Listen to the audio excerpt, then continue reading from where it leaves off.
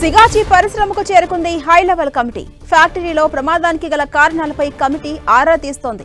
భద్రతా నియమాలు పాటించారా లేదా అనేది తెలుసుకోబోతోంది కమిటీ. ప్రమాద ఘటనపై నెల రోజుల్లో కమిటీ ప్రభుత్వానికి నివేదిక ఇవ్వబోతోంది.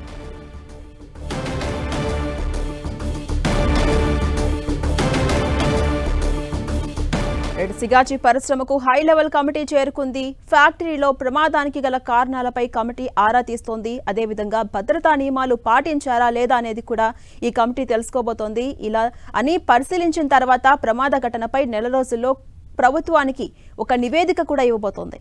ఇదే అంశంపై మరింత సమాచారం మా ప్రతినిధి పివి రావు అందిస్తారు. పివి రావు, అని సంగారెడ్డి జిల్లా పాష మైలారంలోని సిగాచి కంపెనీలో జరిగిన ప్రమాద ఘటనకు సంబంధించి నిన్న నిపుణుల కంపెనీకి వచ్చేసి 3 గంటల సేపు మొత్తం లోపల 4 ఎకరాల పరిధిలో విస్తరించినటువంటి ఫ్యాక్టరీ మొత్తం ఖరీదు అక్కడ కంపెనీ ప్రతినిధుల దగ్గర నుంచి కూడా అనేక విషయాలు సేకరించారు. ఈ రోజున ఈ కమిటీ కూడా చేరుకుంది. ఈ కమిటీ కూడా లోపలికి వెళ్ళింది. ఒక అర్ధగంట అవుతుంది లోపలికి వెళ్ళి. వీళ్ళు కూడా లోపల కంపెనీ ప్రతినిధులతోనూ అదేవిధంగా 4 ఎకరాలు విస్తరించినటువంటి కంపెనీ పరిసర ప్రాంతంలో కూడా కలిగి తిరుగుతున్నారు.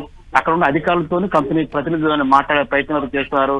విషయ సేకరణ చేస్తున్నారు. నెల రోజుల్లోగా నివేదిక ఇవ్వాలని రాష్ట్ర ప్రభుత్వం చెప్పింది. ఇప్పుడు మనం చూస్తుంటే ఈ రోజున కమిటీ వచ్చే కొద్దిసేపటి క్రితం కూడా ఇక్కడ సెర్చ్ రెస్క్యూ ఆపరేషన్స్ కొనసాగాయి. ఇక్కడ ఏదైతే భవనాలు కూలిపోయిన తర్వాత పేరుడు దాటి కూలిపోయిన భవనాల కింద శిథిలాల కింద ఇంకేమైనా ఉన్నాయని కూడా సెర్చింగ్ జరుగుతుంది. ఆ శిథిలాల మొత్తాన్ని కూడా తొలగించేసి దగ్గరలో ఉన్న గ్రౌండ్ కి తరలించారు.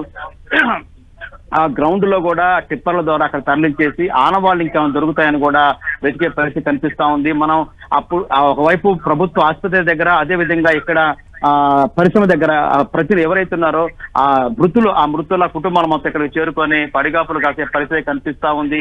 ఒకవేళ కమిటీ అవకాశం ఇస్తే కమిటీతోని మా మొర చెప్పుకుంటామని కూడా వాళ్ళు చెప్పే పరిస్థితి కనిపిస్తా ఉంది. జనసేనాని ఆ హై లెవెల్ కమిటీ అయితే మాత్రం కొద్దిసేపటి క్రితమే లోపలికి వెళ్ళింది. అక్కడ పరిశీలన అయితే కొనసాగుతా ఉంది. మొత్తం మీద చూసుకుంటే 5 రోజులు గడిచినప్పటికీ ఇంకా 8-9 మంది ఆచూకీ ఇంతవరకు తెలియలేదు, గల్లంతైంది. కొంతమంది సుమారు 20 మంది వరకు మాత్రం స్వల్పమైన గాయాలతో బయటపడి చికిత్సలు పొంది బయటపడ్డారు. ఇప్పటి వరకు ప్రభుత్వం ప్రకటించిన దాని ప్రకారం అయితే 39 మృతులు చేరినట్టు కూడా చెప్తున్నారు. ఇది ఇంకా మరింత పెరిగే అవకాశం అవుతుంది. కొంతమంది ఐసీయూలో ఉండి ఐసీయూలో ఉండి చికిత్సలు పొందే పరిస్థితి కనిపిస్తా ఉంది. ఝాన్సీరాణి, పివిరావు, మరోవైపు రెస్క్యూ ఆపరేషన్ కొనసాగుతోంది అని చెప్తున్నారు. కొంతమంది మృతదేహాల కోసం గాలిస్తూ ఉన్నారు. ఆ గాలింపు ఎంతవరకు వచ్చింది? వారి కుటుంబ సభ్యులు మరోవైపు రోదనలతో నిండిపోతూ శోకసంద్రంలో మునిగిపోతూ ఉన్నారు. ఎలా చూడొచ్చు? ఆ రెస్క్యూ ఆపరేషన్ ఎంతవరకు వచ్చింది?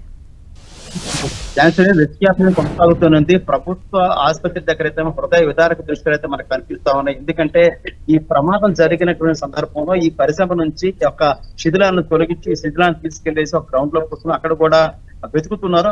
దొరికినటువంటి శరీర భాగాలని ఆసుపత్రికి తీసుకెళ్లి DNA టెస్ట్ చేసి ఆ శరీర భాగాలని ప్యాక్ చేసి వాటిని కుటుంబ సభ్యులకు అప్పగించేటువంటి దయనీయ పరిస్థితి అయితే మనకు అక్కడ దృశ్యాలు ప్రభుత్వ ఆసుపత్రులు కనిపిస్తా ఉన్నాయి. ఒకవైపు పరిశ్రమ దగ్గర మొత్తం కూడా ఏదైతే కూలినటువంటి శిథిలాలు మొత్తం కూడా తొలగించడం జరిగింది. ఇంకేమన్నా పక్కన భవనాలపై 4 ఎకరాల విస్తీర్ణంలో ఉంది కాబట్టి పేరుడు దాటికి 100 మీటర్ల దూరంలో మృతదేహాలు పడ్డాయి కాబట్టి ఇంకేమైనా ఉన్నాయని కూడా రెస్క్యూ ఆపరేషన్ అయితే కొనసాగుతున్నాయి. మరోవైపు శిథిలాలను తొలగించి ఇక్కడ నుంచి తీసుకెళ్ళినటువంటి గ్రౌండ్ లో కూడా అక్కడ కూడా మొత్తం పరిశీలిస్తా ఉన్నారు. శరీర భాగాలు దొరికితే వాటి వెంటనే ఆసుపత్రికి తరలించే ప్రక్రియ కొనసాగుతుంది. మరోవైపు DNA టెస్ట్ ద్వారా నిర్ధారించినటువంటి మృతదేహాలు మాత్రం వారి బంధువులకి అప్పగించేసి ఇక్కడ నుంచి వారి స్వగ్రామాలకు తరలించే ప్రక్రియ ఉంది. ఒడిశా, బీహార్, ఛత్తీస్గఢ్ రాష్ట్రానికి అక్కడి నుంచి కూడా అధికారులు రాష్ట్ర ప్రభుత్వానికి నుంచి అధికారులు కూడా ఇక్కడికి వచ్చేసి వారి ప్రాంతానికి చెందిన మృతదేహాన్ని కూడా ఇక్కడి నుంచి తరలించేందుకు మన అధికారులతో కూడా వాళ్ళు సమన్వయం పరుచుకుంటూ ఇక్కడి నుంచి తరలించే ప్రయత్నం చేస్తున్నారు.